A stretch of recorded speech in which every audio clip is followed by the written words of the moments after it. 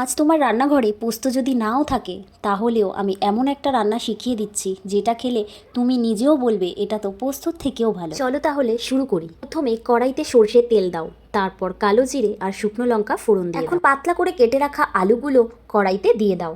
আর এই সুযোগে তুমি একটা পেস্ট বানিয়ে নাও। সাদা সর্ষে আর সাদা তিল একসাথে মিশিয়ে অল্প একটু জল দিয়ে মিহি একটা পেস্ট বানিয়ে নাও। এতক্ষণে আলুগুলো লালচে করে ভাজা হয়ে গেছে। এবার তুমি আগে থেকে কেটে রাখা ঝিঙেগুলোও দিয়ে দাও। আরও 2 মিনিট রান্না করে নিয়ে এর মধ্যে নুন আর সামান্য একটু হলুদ ছড়িয়ে দাও। নুন আর হলুদটা ভালো করে মিশিয়ে নিয়ে যে পেস্টটা তুমি তৈরি করে রেখেছিলে সেই পেস্টটা এবার মিশিয়ে দাও। এখন আরও 1 মিনিট পর্যন্ত রান্না করে নিয়ে প্রয়োজন মতো জল দিয়ে দিও। আর এত সুন্দর একটা গন্ধ বেরোবে, গন্ধেই তুমি বুঝতে পারবে পোস্ত না থাকলেও স্বাদে কিন্তু কোনো কমতি নেই। ঢেকে দাও আর কম আছে 5 মিনিট রান্না হতে দাও।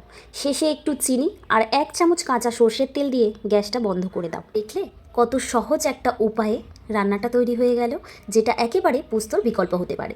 এবার তুমি এটা নিজেই বানিয়ে দেখো আর কেমন হলো সেটা আমাকে কমেন্টে জানাও। ভালো লাগলে লাইক করো আর তোমার কাছের বন্ধুদের সাথে শেয়ার করো আর সাবস্ক্রাইব করে নিও এমন সুন্দর রেসিপি দেখার জন্য। আজকের ভিডিওটা এখানেই শেষ করলাম। পরে একটি নতুন ভিডিওতে আবার দেখা হবে।